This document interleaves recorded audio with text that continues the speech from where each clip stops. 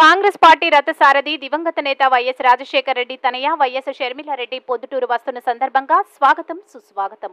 April 13వ తేదీ శనివారం సాయంత్రం 5 గంటలకు 1 టౌన్ పోలీస్ స్టేషన్ వద్ద ఉన్న కాంగ్రెస్ పార్టీ కార్యాలయం నుండి రోడ్ షో మొదలవుతుంది. కాంగ్రెస్ పార్టీ రాష్ట్ర చీఫ్ షర్మిలతో పాటు రాష్ట్ర మీడియా చైర్మన్ తులసిరెడ్డి, మాజీ మంత్రి వివేకానందరెడ్డి కుమార్తె సునీతలు హాజరవుతారు. Road show Gandhi road, TB road, Rajiv circle మీదుగా శివాలయం సర్కిల్ చేరుకుంటారు. అక్కడ జరిగే బహిరంగ సభలో ప్రసంగిస్తారు. కావున పొద్దుటూరు నియోజకవర్గంలోని కాంగ్రెస్ పార్టీ రాజశేఖర రెడ్డి అభిమానులు తప్పక విచ్చేసి సభను విజయవంతం చేయాలని విజ్ఞప్తి. ఇట్లు పీఎండీ నజీర్, కాంగ్రెస్ పార్టీ పొద్దుటూరు నియోజకవర్గం ఇన్ఛార్జ్, సిపిఐ రామయ్య, సిపిఎం సత్యం.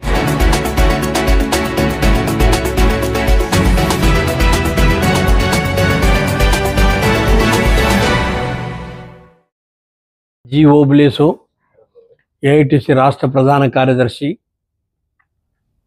సిపిఐ రాష్ట్ర కార్యదర్శి వర్గ సభ్యులు. నేను ప్రధానంగా కార్మిక సమస్యలపైన ఇప్పుడు రంగంలో ఉన్న పోటీ చేస్తున్నటువంటి పార్టీల వైఖరుల గురించి మాట్లాడదలుచుకున్నా. కేంద్రంలో అధికారంలో ఉన్నటువంటి నరేంద్ర మోడీ ప్రభుత్వం ఈ సంపదకు సృష్టికర్తలు పెట్టుబడిదారులు, కార్పొరేట్ సంస్థలు అని చెప్పేసి వాళ్ళు చెప్తున్నారు. వాళ్ళకే ప్రాధాన్యత ఇస్తున్నారు. అందువల్లే నరేంద్ర మోడీ ప్రభుత్వంలో బ్యాంకులకు డబ్బులు ఎగరగొట్టినటువంటి వాళ్ళందరికీ దాదాపు 16.5 లక్షల కోట్ల రూపాయల డబ్బును మాఫీ చేశారు, రద్దు చేశారు. వాళ్ళకి ఎక్కడ లేని రాయితీలు ఇస్తున్నారు. ఈ రాష్ట్రంలో ఉన్నటువంటి ప్రభుత్వ రంగ సంస్థ, ఏకైక సంస్థ విశాఖ స్టీల్ ప్లాంటు. అది ప్రైవేటు వాళ్ళకి అప్పచెప్తా ఉంటే కేంద్ర ప్రభుత్వం దీన్ని అడ్డుకుంటాము, ప్రభుత్వ రంగంలో కొనసాగిస్తామని జగన్మోహన్ రెడ్డి చెప్పడం లేదు. చంద్రబాబు నాయుడు అధికారంలోకి రావాలనుకునే వాడు చెప్పడం లేదు. చంద్రబాబు నాయుడుతో పొత్తులు పెట్టుకోవడం ద్వారా ఈ రాష్ట్రంలో శాసనసభలో, పార్లమెంట్లో ప్రవేశించాలని గోతికాడ నక్క మాదిరి కాచుకున్నటువంటి బీజేపీ వాడు చెప్పడం లేదు. అది ఇంత దౌర్భాగ్యకరమైనటువంటి పరిస్థితులు కొనసాగుతున్నాయి. అందులో మేము ఇవాళ డిమాండ్ చేస్తున్నాం, ఈ రాష్ట్రంలో అధికారంలోకి రావాలనుకునేటువంటి వాళ్ళు ఎవరైతే ఉంటారో వాళ్ళు ప్రధానంగా ఇప్పటికైనా మించిపోయింది లేదు, ఇంకా నామినేషన్లు మొదలు కాలేదు. ఇవి 19వ తారీఖు నుంచి నామినేషన్లు మొదలవుతాయి. మే 13వ తారీఖున ఎన్నికలు జరుగుతాయి. కాబట్టి ఇప్పటికైనా మీరు నిర్దిష్టంగా బహిరంగంగా ప్రకటించాల్సిన అవసరం ఉంది.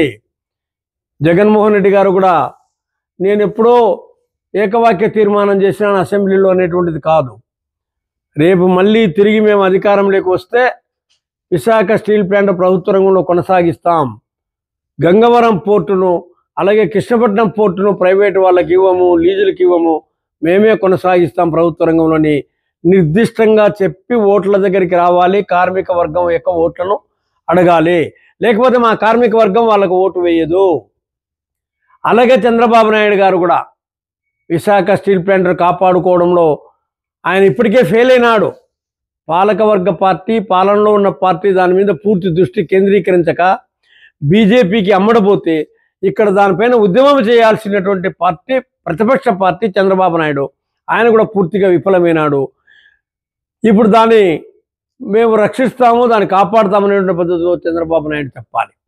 ఆమె పురంధరేశ్వరి గారు చెప్తున్నారు, చంద్రబాబు నాయుడు గారి యొక్క యుక్తి, పవన్ కళ్యాణ్ శక్తి తోడైతే దేశం పైకి పోతుందని. ఏడ పైకి పోతుందమ్మా, నువ్వు ఆ విశాఖపట్నం స్టీల్ ప్లాంట్ కొనసాగిస్తామనేటువంటి పద్ధతిలో మీరు చెప్పకుండా ఆ యుక్తి శక్తి అని చెప్పేసి ఆ యుక్తి శక్తి యొక్క కొంగుచాటును మీరు పెరగాలనేటువంటి ప్రయత్నం చేస్తున్నారు. ఇది పూర్తిగా అసహ్యకరము, అవమానము. ఇంకా కొంతమంది చెప్తున్నారు డబుల్ ఇంజిన్ సర్కార్ అని, కేంద్రంలో ఒకే పార్టీ, రాష్ట్రంలో ఒకే పార్టీ అని. అది ఉండాలని ఇప్పుడు అట్లే ఉంది కదా. కేంద్రంలో ఉన్నటువంటి పార్టీకే రాష్ట్రంలో ఉన్న పార్టీ పూర్తి సహకారం. గతసారి ప్రభుత్వంలో ఈ ప్రభుత్వంలో వాళ్ళు, వాళ్ళ ప్రభుత్వంలో వీళ్ళు ఉండినటువంటి పరిస్థితి ఉంది. ఇప్పుడు రేపు రాబోయేటువంటి కూడా అట్లాంటిదే. జగన్మోహన్ రెడ్డి వచ్చినా బీజేపీతో కాకుండా దూరంగా ఉండేటువంటి పరిస్థితి లేదు. ఇక్కడ చంద్రబాబు నాయుడు ఇక ఉండే పరిస్థితి కాదు, కానీ ముందే దాంట్లో ఉండాడు.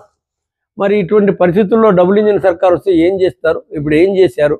అన్నీ ధ్వంసమైపోయినటువంటి పరిస్థితి. రాష్ట్రంలో అసంఘటిత రంగం చాలా విస్తారంగా ఉంది. హమాలీ కార్మికులు, భవన నిర్మాణ కార్మికులు, తర్వాత ఆటో కార్మికులు, స్ట్రీట్ వెండర్స్, ఇటువంటి వాళ్ళందరికీ సంబంధించిన సంక్షేమ బోర్డును సక్రమంగా అమలు చేస్తామని, వాళ్ళకు కావాల్సినటువంటి ఇతరేతర చట్టబద్ధమైన సౌకర్యాలను కాపాడుతామనేటువంటి అంశాలను కూడా ఎన్నికల మేనిఫెస్టోలో పెట్టాల్సిన అవసరం ఉంది. అలాగే స్కీమ్ వర్కర్స్ పెద్ద సంఖ్యలో ఉన్నారు దేశవ్యాప్తంగా, అందరూ మహిళలే. ఈ రాష్ట్రంలో కూడా అంగన్వాడీ టీచర్స్ అండ్ హెల్పర్స్ 1,08,000 మంది ఉన్నారు.